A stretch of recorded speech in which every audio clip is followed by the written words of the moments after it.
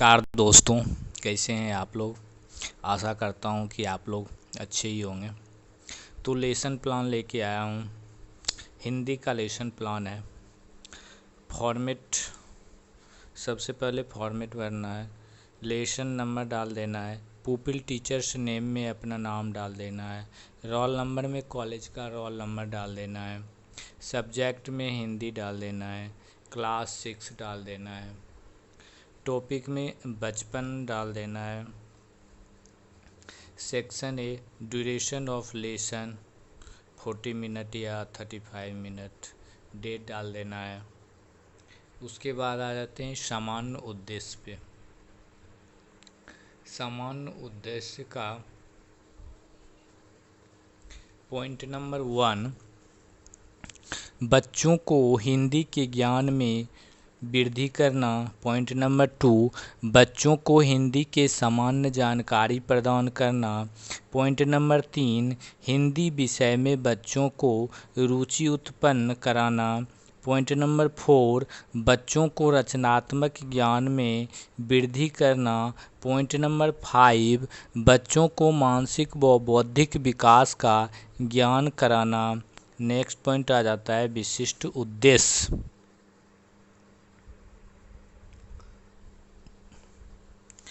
Point number 1, बच्चों को बचपन कहानी के बारे में पढ़ाना और समझाना।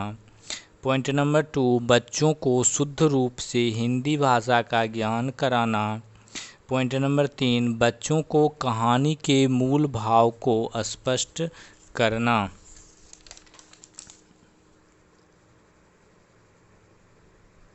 नेक्स्ट पॉइंट आ जाता है सहायक सामग्री। सहायक सामग्री में चौक, श्यामपट्ट, झारन इत्यादि। पूर्व ज्ञान परीक्षण। पहला क्वेश्चन, बच्चों क्या आप बचपन के बारे में जानते हो? हाँ। दूसरा, बचपन कहानी में किनकी बचपन के बारे में बताया गया है? समस्यात्मक प्रश्न। पॉइंट नंबर 3, बचपन कहानी में कवि हमको किस और ध्यान दिलाना चाहता है? अपने बचपन के समय के बारे में। उद्देश्य कथन, बच्चों आज हम हिंदी विषय के अध्ययन में बचपन कहानी के बारे में विस्तार से समझेंगे। प्रस्तुतिकरण। प्रस्तुतिकरण के लिए 4 कॉलम बना लेंगे। शिक्षण बिंदु, छात्र अध्यापक क्रियाएं, छात्र क्रियाएं, श्यामपट्ट कार्य। शिक्षण बिंदु में बचपन, छात्र अध्यापक क्रियाएं में बचपन कहानी के कवि कृष्णा सोबती हैं।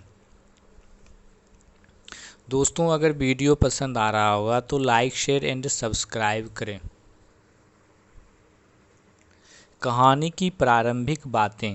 कृष्णा सोबती जी कहते हैं, मैं तुमसे कुछ इतनी बड़ी हूँ कि तुम्हारी दीदी भी हो सकती हूँ, तुम्हारी नानी भी, बड़ी बुआ भी, बड़ी मौसी भी। परिवार में मुझे सभी लोग जीजी कहकर पुकारते हैं। हाँ, मैं इन दिनों कुछ बड़ा बड़ा यानी उम्र में सयाना महसूस करने लगी हूँ। शायद इसलिए कि पिछली शताब्दी में पैदा हुई थी। मेरे पहनने ओढ़ने में भी काफ़ी बदलाव आए हैं।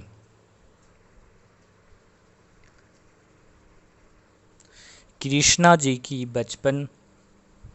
बचपन में मैं रंग बिरंगे कपड़े पहनती रही हूँ।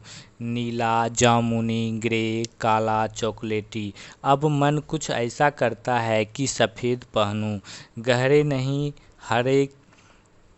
हल्के रंग। मैंने पिछले दशकों में तरह तरह के पोशाकें पहनी हैं।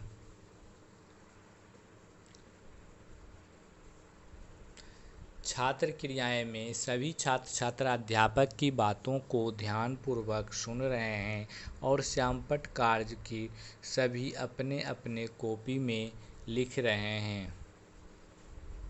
श्यामपट्ट कार्य, बचपन कहानी के कवि कृष्णा सोबती जी हैं।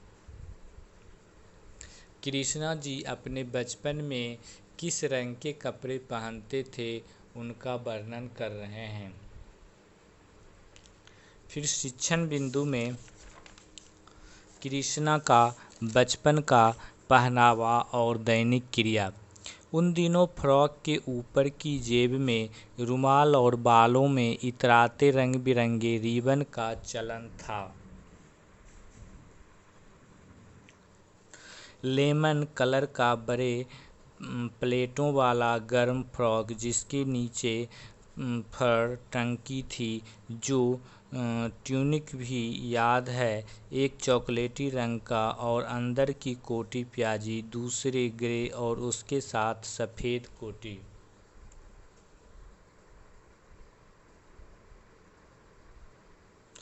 दैनिक क्रिया। बचपन में हम अपने कार्य खुद से करना पड़ता था, जैसे कि अपने मोजे खुद धोने पड़ते थे। वह नौकर या नौकरानी को नहीं दिया जा सकते थे, इसकी सख्त मनाही थी। हम बच्चे इतवार या रविवार को इसी काम में लगते थे, जूता पॉलिश करना, कपड़े धोना इत्यादि। छात्र क्रियाएं में सभी छात्र अध्यापक की बातों को ध्यानपूर्वक सुन रहे हैं और श्यामपट्ट कार्य को सभी अपने अपने कॉपी में उतार रहे हैं। श्यामपट्ट कार्य। उन दिनों फ्रॉक के ऊपर रुमाल और बालों में इतराते रंग बिरंगे रिबन का चलन था। हम बच्चे रविवार को मोजे तथा जूते पॉलिश किया करते थे और अपने सभी कपड़े भी साफ करना पड़ता था। दोस्तों, अगर वीडियो पसंद आ रहा होगा तो लाइक, शेयर एंड सब्सक्राइब करें। पुनरावृत्ति। पहला क्वेश्चन, बचपन कहानी के कवि कौन हैं?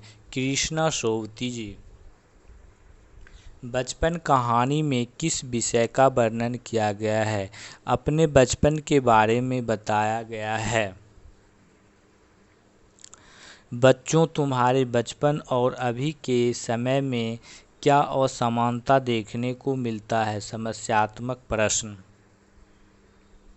गृह कार्य। सभी बच्चों घर से बचपन कहानी पढ़कर आएंगे और प्रश्न उत्तर भी करके लाएंगे। थैंक यू दोस्तों। अगर वीडियो पसंद आया होगा तो लाइक, शेयर एंड सब्सक्राइब करें। फिर मिलते हैं नेक्स्ट वीडियो में।